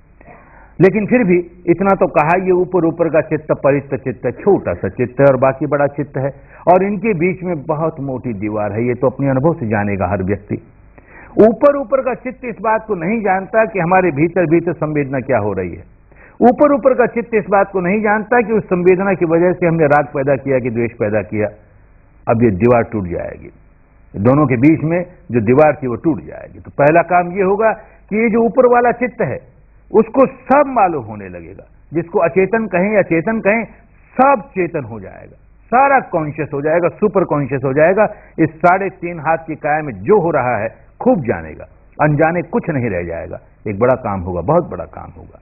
दूसरा बड़ा काम ये होगा कि ये जो अचेतन चित्त जिसे कहते हैं, ये जो अंतर्मन जिसे कहते हैं, वो इन संवेदनाओं को महसूस करके राग पैदा करने का, द्वेष पैदा करने का जो स्वभाव बनाए हुए है, और इस स्वभाव में गिरफ्त हो गया, बंदी बन गया, इसके बाहर निकल नहीं सकता, अंधा है, उसका स्वभाव तोड़ने का काम कर रहे हैं। अब भी बात तो वही है। इस अंतर्मन को महसूस होता है कि देखिए अप्रिय है, दुखद है, इसे महसूस होता है ये प्रिय है, ये सुखद है, लेकिन वो राग नहीं पैदा करता, वो द्वेष नहीं पैदा करता। वो कहता देख भाई, इसको देख समता के साथ, थोड़ी देर देख तो सचमुच नित्य है क्या, शाश्वत है क्या, ध्रुव है क्या? देखते देखते मालूम अनित्य है, नश्वर है, भंगुर है। अरे जो अनित्य है, भंगुर है, देर सबेर समाप्त हो जाने वाला है, वो कितना ही सुखद क्यों ना हो, क्या राग करें दे, खत्म होने वाला है ये तो। और दुखद है, देखते देखते खत्म होने वाला है, देर से हो जाए सवेर हो जाए, क्या द्वेष करें इसके साथ, देखते देखते समाप्त हो जाएगा। ऐसे होश जागेगा तो ये बुद्धि वाला होश नहीं, ये अनुभूति वाला होश, ये केवल कॉन्शियस माइंड का होश नहीं, डीप अनकॉन्शियस का होश जागेगा। स्वभाव पलटना शुरू हो जाएगा, स्वभाव पलटना शुरू हो जाएगा, बहुत बड़ा कल्याण होगा। अब तो कर्मकांड रह गए। भारत की ये साधना हर संप्रदाय में फैली हुई थी, हर समाज में फैली हुई थी, अब तो कर्मकांड रह गए। कोई आदमी बैठता है कि मैं सामायिक करता हूं 48 मिनट, क्या सामायिक करते हो? क्या सामायिक होती थी भारत की? अंतर मन की गहराइयों तक चित्त कैसे समता में स्थापित हो जाए। अरे तो अंतर मन तक गया ही नहीं, तुझे पता ही नहीं कि कहां राग जागता है, कहां द्वेष जागता है। क्या सामायिक करता रे? केवल आंख बंद करके बैठ गया और दुनिया भर का चिंतन करता है, या कोई पाठ कर लिया, मेरी सामायिक पूरी हो गई। तो समझा ही नहीं ना, क्या सिखाया भारत के अध्यात्म ने? अंतर की गहराइयों पर जहां सुख जागता है वहां राग जाग रहा नहीं ना, द्वेष नहीं जागता ना, समता है ना। इसे अनुभूति से जानेगा तो सामायिक होगी। कोई कहता मैं कायोत्सर्ग करता हूं, क्या कायोत्सर्ग करता है?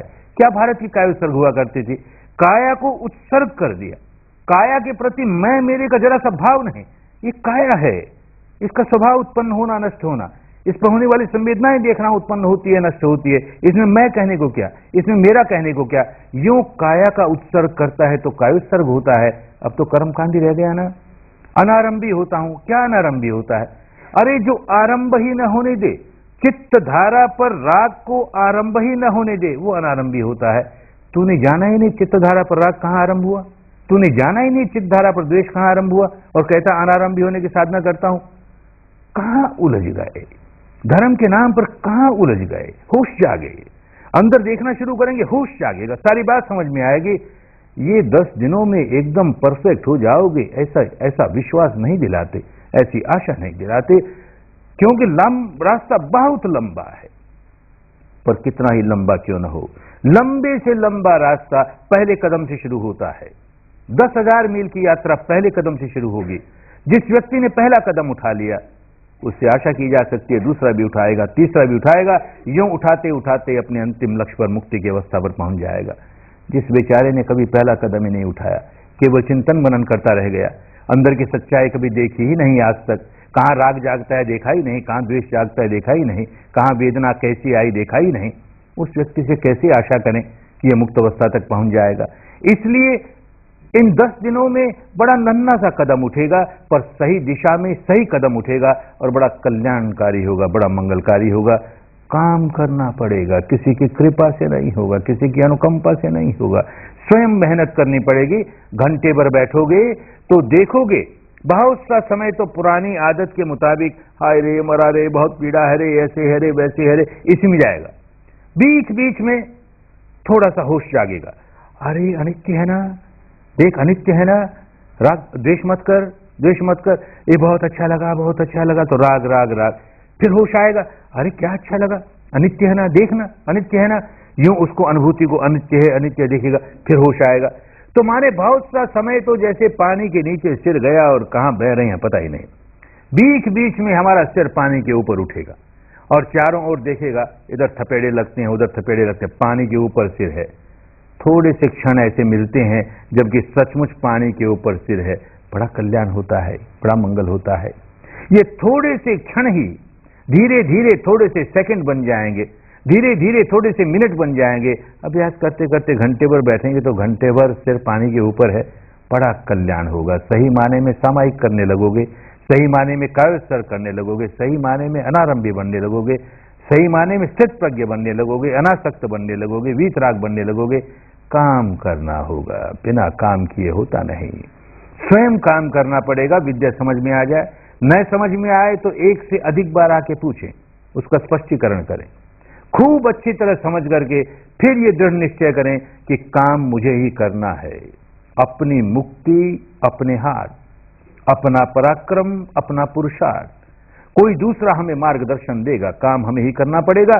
और जैसे ही मुक्ति के रास्ते पर चलने लगे, धर्म की सारी शक्तियां अपने आप मदद करने लगेगी। वो भी अपना एक नियम है प्रकृति का, आगे जाके खूब समझ में आएगा। अब तो इतना ही समझ में आवे कि हमको हर कदम स्वयं उठाना है और लंबा रास्ता है, रास्ता मिल गया, कदम उठाने का तरीका सीख लिया।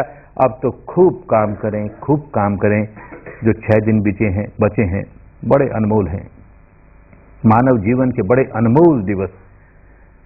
शुद्ध धर्म मिल जाए, ऐसी साधना मिल जाए जो जड़ों तक हमारे विकारों को निकालने में सहायक हो जाए। अरे फिर अवसर मिल जाए, मौका मिल जाए, ऐसा वातावरण मिल जाए, तपोभूमि मिल जाए, और क्या चाहिए? काम ही करना है, काम ही करना है। खूब काम करें, खूब तपें और अपना मंगल साध लें, कल्याण साध लें, अपनी स्वस्थ मुक्ति साध लें। जो जो धर्म के रास्ते चलने आए सबका मंगल हो, सबका कल्याण हो, सबकी स्वस्थ मुक्ति हो, स्वस्थ मुक्ति हो। भवत सर्व मंगलं, भवत सर्व मंगलं,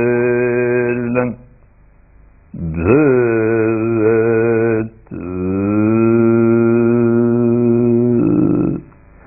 सर्व मंगलं।